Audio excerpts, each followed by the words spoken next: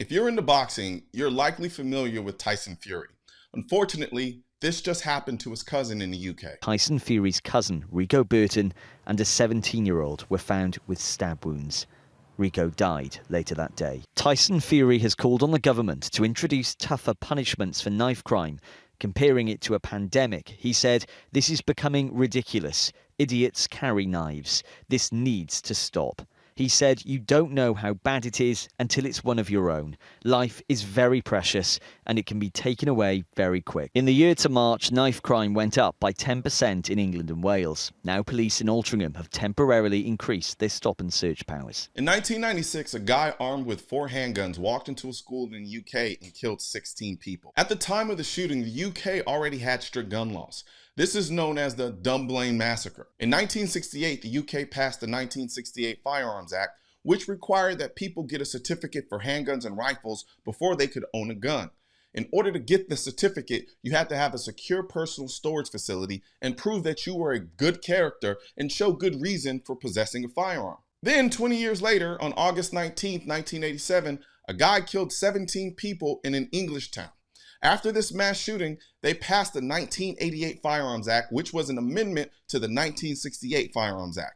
This law banned pump-action shotguns and self-loading rifles, i.e. semi-automatic rifles, so basically an assault weapons ban. After the Dunblane Massacre, the UK passed the Firearms Act of 1997, which essentially banned handguns. After that, the Home Security and the government at the time, Jack Straw, stated, "We supported the act. But in our view, it did not go far enough. In our manifesto, we said this about gun control. In the wake of Dunblane and Hungerford, it is clear that only the strictest firearm laws can provide maximum safety." Even after all of this, the UK still had mass shootings. In 2010, a taxi driver killed 11 people. In 2021, a 22-year-old crane operator killed 5 people with a shotgun. Fast forward to 2022, and now Tyson Fury and the rest of the UK are now talking about knife violence.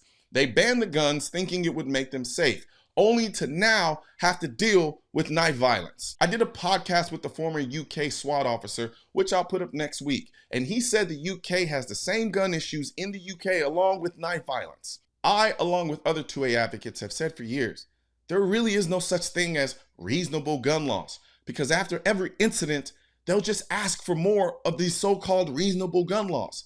Now they're doing the same thing with knife laws.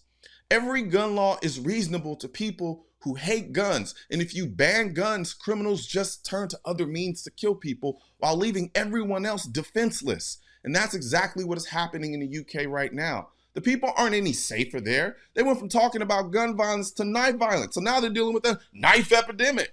The statistics on the number of deaths from knife crime are stark. 548 people were murdered using a knife or bladed object in 2020. And if that wasn't shocking enough, an even more staggering fact is that the number of teenagers murdered with a knife in London is on the rise. 17 teenagers have been murdered this year alone.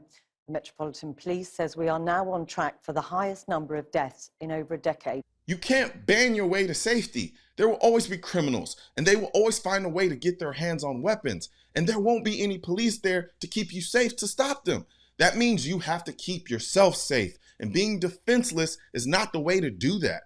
The government solution will always be to ban guns, or to ban knives, or to ban this or ban that. It is their only solution, because their other solution would involve them giving away their power. And by that, I mean empowering you to be able to protect yourself.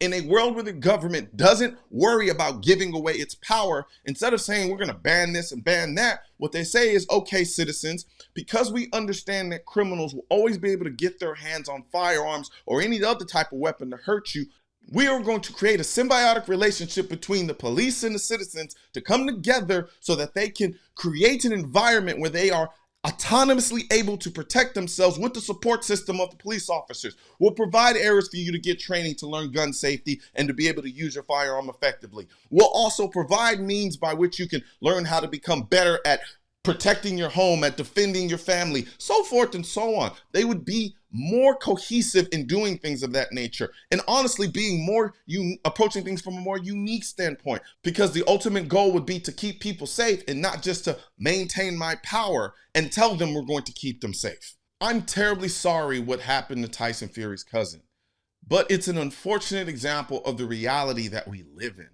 We can pass all the laws we want, but what good are laws if they only take the means of defense away from the people who are not criminals?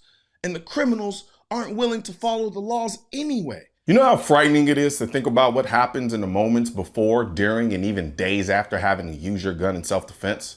When you first start carrying a gun for protection, it can be a very scary and nerve-wracking experience, especially if you haven't gotten the education and training you need to feel confident. I've been there myself, hoping I never have to go through a self-defense shooting, which is why I'm a member of the USCCA. As a USCCA member, you can eliminate some of the stress of carrying a gun for protection by accessing the amazing wealth of firearm education, training, and current state-specific gun laws of your state or states you may travel to. This can help you be prepared for or hopefully even avoid a self-defense incident. As a bonus, members automatically become insured on the self-defense liability insurance policy purchased by and issued to the USCCA. Click below to learn more. I'm sure the YouTube algorithm is going to do a phenomenal job of suppressing this message. So please share this video with as many people as you can so we can beat the algorithm and get our two-way message out to the masses. Also, don't forget to like this video and leave a comment and hit the bell and subscribe button.